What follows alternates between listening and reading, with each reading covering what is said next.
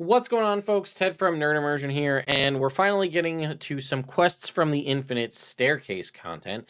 I wanted to kind of get some of this stuff out of the way before we roll into the new content for the Player's Handbook, which is just coming next week while I'll be at Gen Con. Also, a quick reminder that I'll be at Gen Con. So if you want to stay up to date on all this kind of stuff, I have a few other things that I'm working on to get out between now and Gen Con. So what we're going to be talking about in this video is the new magic items in quests from the Infinite Staircase.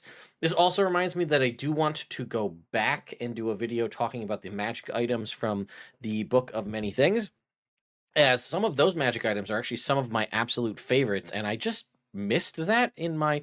I remember doing Bigby's Glory of the Giants content, and I just missed Book of Many Things, like, basically entirely. And there was a lot of controversy about when it was coming out and stuff going back and forth with that, so I think it just kind of slipped my mind.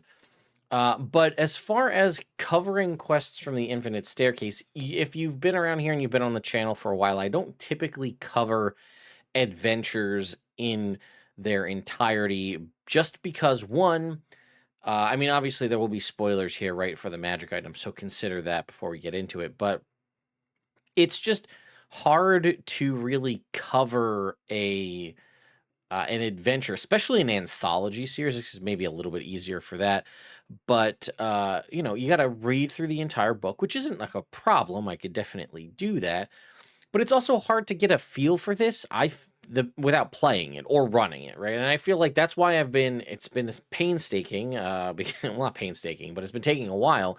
I run on Wednesday nights over my Twitch channel, a Phandelver and Below campaign. And that I'm really enjoying because I've ran Lost Mines of Phandelver so many times that I wanted to continue that storyline. So I'll make a review video on Phandelver and Below after I've completed the adventure, because then I'm able to understand what it's like. So, you know, looking at this, I could read through any one of these different adventures here in Quest from the Infinite Staircase and tell you, ooh, I think this is really good, or ooh, I think this is really bad. But ultimately, all of the nuance of that will come out in gameplay. Now, these are all old adventures, and I will tell you, with the exception of basically Expedition to the Barrier Peaks, I don't really know much about them. I know that they exist. I know that people have been playing, and I know Lost Mines Caverns of Sojanth has been out for a while.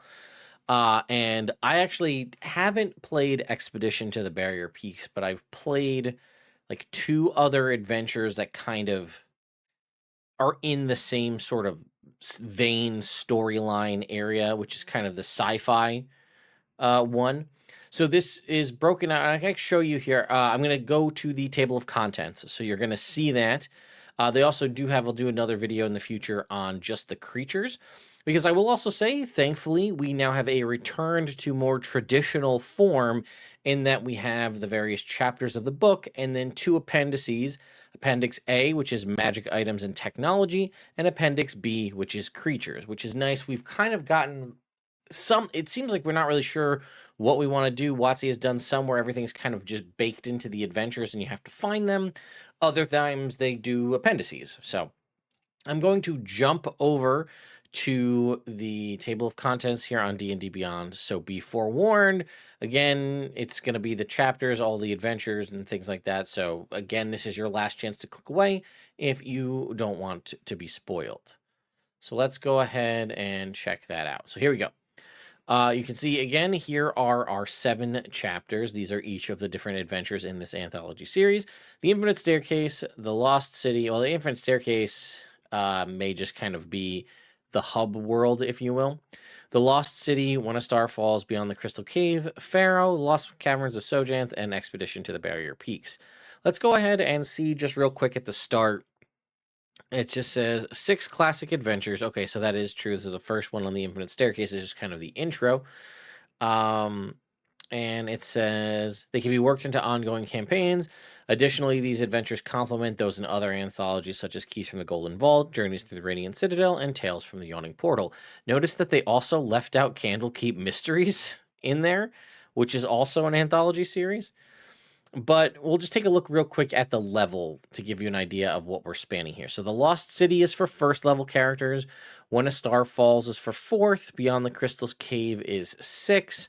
Pharaoh is 7. Lost Caverns of Sojanth is 9. And Expedition to the Barrier Peaks is 11. So it gives you kind of an idea of what it's spanning.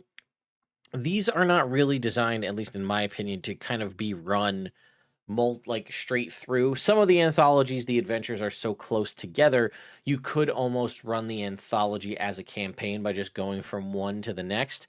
These are pretty sporadic in their levels. There's no reason to say you couldn't use these as a campaign, but you're probably going to need to add in some filler content to get you, for example, from level 1. Lost City will probably get you, for if it starts at 1, probably get you to 2, but then you need to get some gap filler to get you to 4 and so on. So okay, let's go ahead and dive in to the magic items and technology. So first up, we have an artifact right out the gate, which is, I'm going to say Daoud's. I'm going to guess that's how you pronounce that. Wondrous lanthorn. I really want to read lantern, but it is lanthorn. All right, it is the artifact destroys wealth to provide light and protection. Brought from the finest yellow gold, this lantern has 4 faces and an unwavering amber flame burns within. So what does it give you? Well, it'll give you the standard stuff most artifacts will, which I'm hoping we get an update to these in the terms of the new Dungeon Master's Guide. But 2 minor beneficial properties, 1 major beneficial property, and 1 minor detrimental property. Precious fuel. Its only source of fuel is powdered gemstones placed in the lantern's base. You can kind of see them down here at the base of the lantern. It can hold a maximum of 10,000 gold pieces worth of powdered gems, and it contains 9,000 gold pieces when you find it. Thereafter, it attempts to burn 100 gold pieces for each year after each year passes, keeping the lantern burning for another year. If no fuel is available, the lantern's flame goes out. You can add more fuel as part of a short or long rest. Once added, fuel can't be removed from the base, so you're not going to be able to scoop the fuel out to maybe sell down the road. Its flame can't be extinguished by any other mean than running out of fuel. If the lantern's flame goes out, the creature attuned to it immediately dies. So consider that. Revealing light. The lantern sheds bright light in a 60-foot radius and dim light in a 60 feet beyond that. Invisible creatures are visible when they're in the bright light, and while attuned, you can use a bonus action to dim the lantern to be just dim light within 5 feet. And it has a variety of lenses that do different things. So when found, its faces display the following gemstones: diamond, emerald, ruby, and sapphire.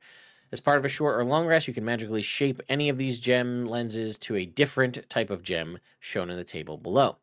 As an action while holding the lantern, you can burn some of the lantern's fuel to cast a spell with a save DC of 20. 1 or more of its current gem lenses as noted in the table below. The spell's target or point of origin must be within the bright light, so that's that initial 60 feet, assuming you didn't dim it. If there isn't enough fuel to cast the spell, the last of the remaining fuel is expended and the flame goes out. So consider that, because again, if you're attuned to it and it runs out of fuel, you die. So we have the amethyst lets you cast reverse gravity for 3,000 gold. Diamond is disintegrate for 2. Emerald is haste for 500. Jacinth is flame strike for 1,000. Ruby is hold monster for 1,000. Sapphire is fear for 500. Topaz is slow for 500. And any 4 colors is prismatic wall for 5,000. So this is actually a pretty interesting magic item. I really like this. It could definitely obviously make an appearance in somebody's campaign, especially if they are flush with gold and gemstones, and you as the GM want to give them an opportunity to get rid of them for the terms of just spending spells. So this is letting them literally turn their gold resources into spells. So kind of transferring one to something else, allowing you to kind of have gold as a currency for action economy, which is pretty cool. And then to destroy it, the creature attuned to it must forsake all material possessions except for the lantern and common clothes. When the creature must willingly snuff the lantern's flame with the intention to destroy the artifact. When its flame is snuffed in this way, the lantern's gold corrodes, the lenses and remaining gemstone turn to worthless sand, and the creature attuned to it is spared. So if you kind of want to get out of that loop, you can do so by destroying the lantern. All right, next up we have the Heretic, which is a legendary sentient longsword that requires attunement by a non-good creature. All right, so it will give you a +3 to attack and damage rolls. It has 6 charges, of which gets a d4 +1 back at dawn. So first thing you can do with that is destroy devotion. Once per turn, when you hit a creature with this weapon, expend a charge to render the target powerless. Well, it's not necessarily, because they have to make a saving throw. So they make a Constitution saving throw of DC 17, or be paralyzed until the start of your next turn. Celestials have disadvantage on the save. Again, this being sort of an anti-good aligned thing, it makes sense that Celestials, which are more often than not always, but more often than not good, would have disadvantage.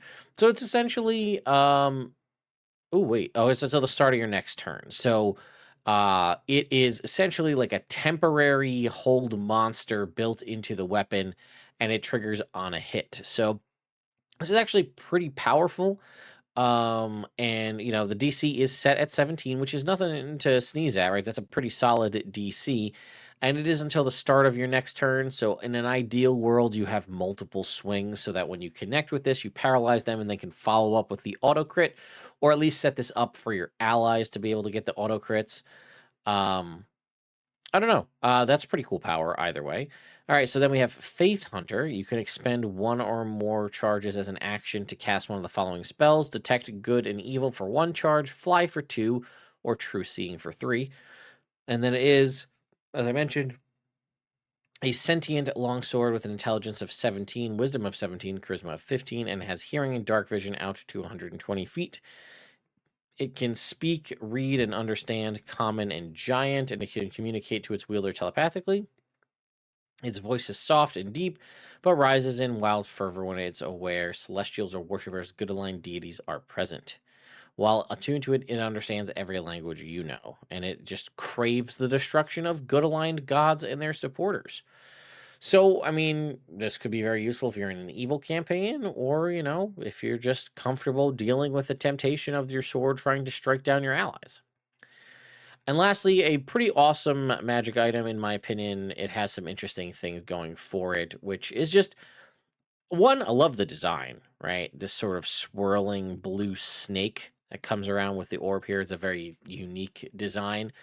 And I think prior to the Book of Many Things, we had like a lot of staves or staffs or however you want to say it, but they were mostly from the Dungeon Master's Guide. So getting more of these, allowing a wizard or spellcaster, or in this case, anybody, because you don't have to be a spellcaster to attune to this, to have a cool quarterstaff in their possession. So, let's see what we've got here. You can use an action to produce one of the following effects. Once it has produced that effect, it can't use that effect again until the next dawn. So you create a small orb of lightning in an unoccupied space you can see within 20 feet of yourself. You concentrate on this as if concentrating on a spell.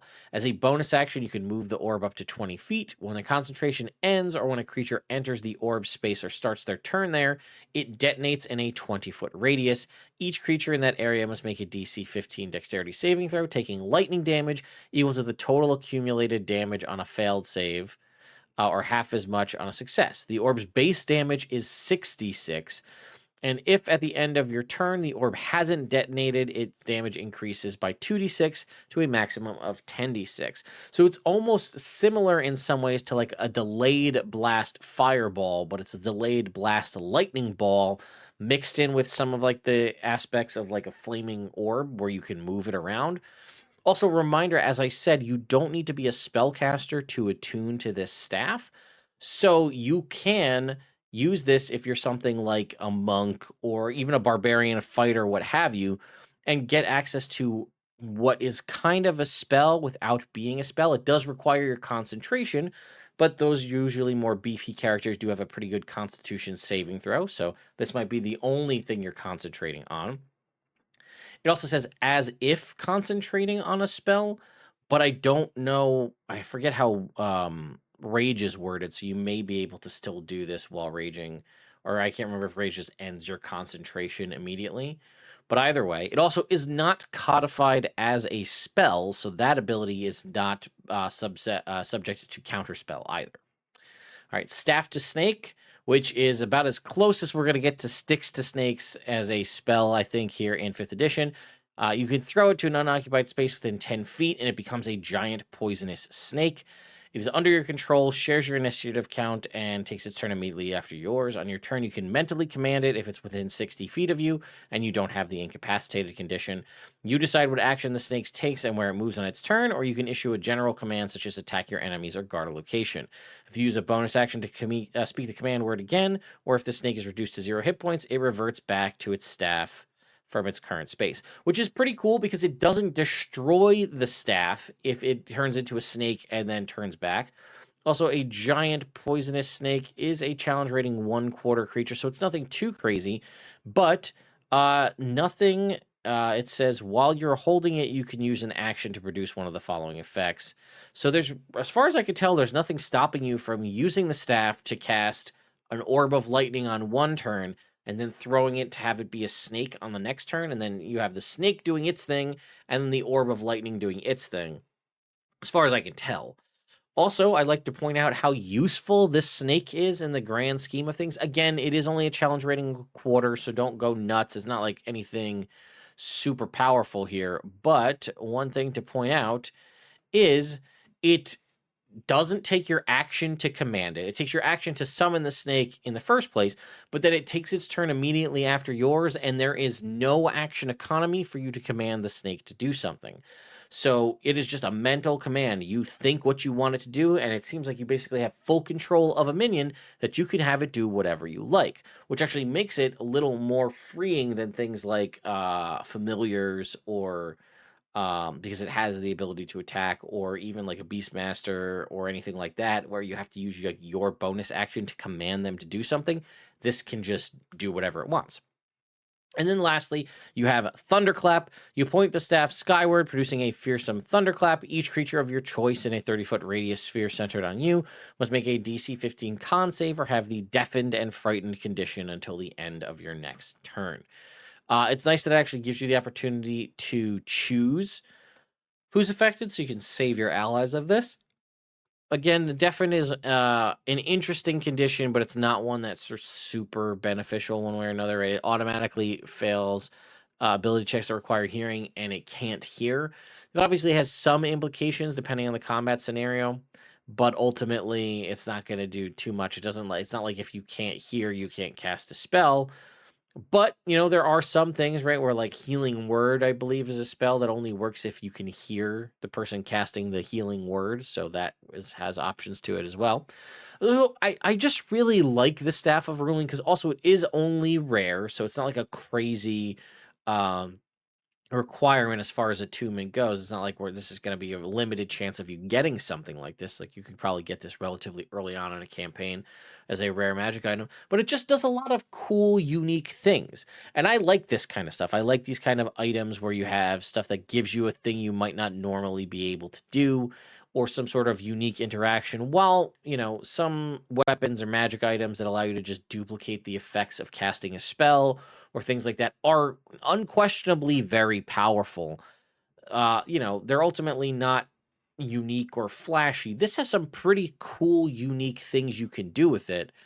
I really like this one a lot. And like I said, the fact that it's just attunement and not tied to a specific being a spellcaster or what have you allows it to basically be used by anybody, which is also pretty cool.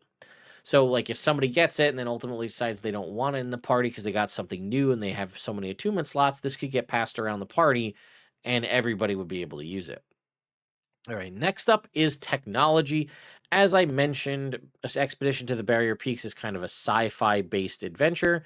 So, as such, we are getting technology associated with it.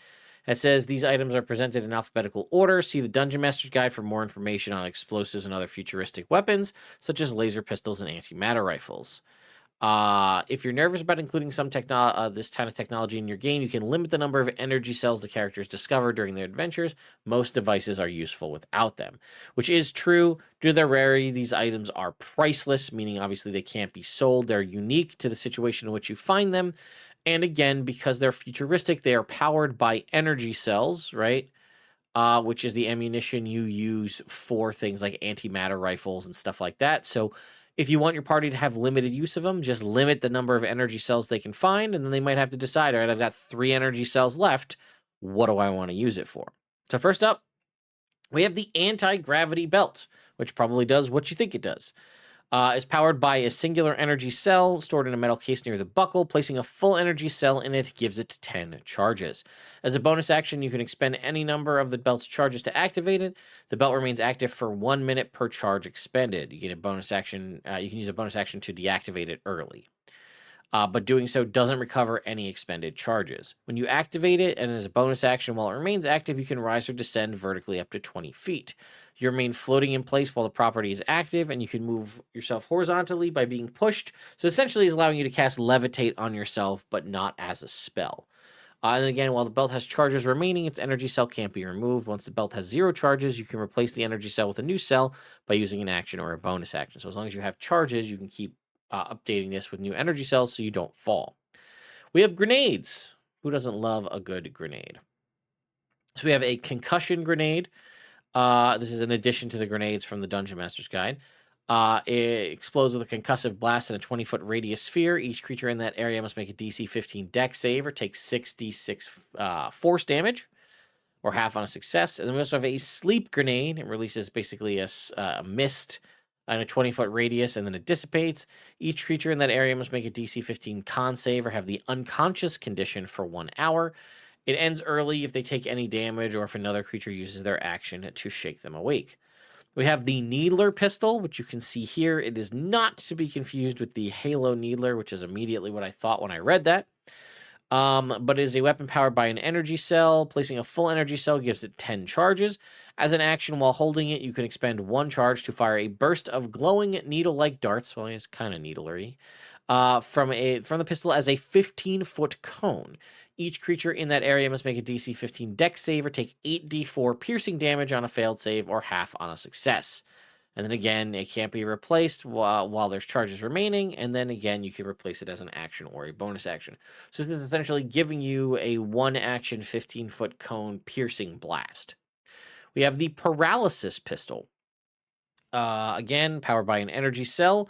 The cell gives it 6 charges. As an action while holding this pistol, you can expend 1 charge to fire a ray of crackling energy at a creature within 60 feet.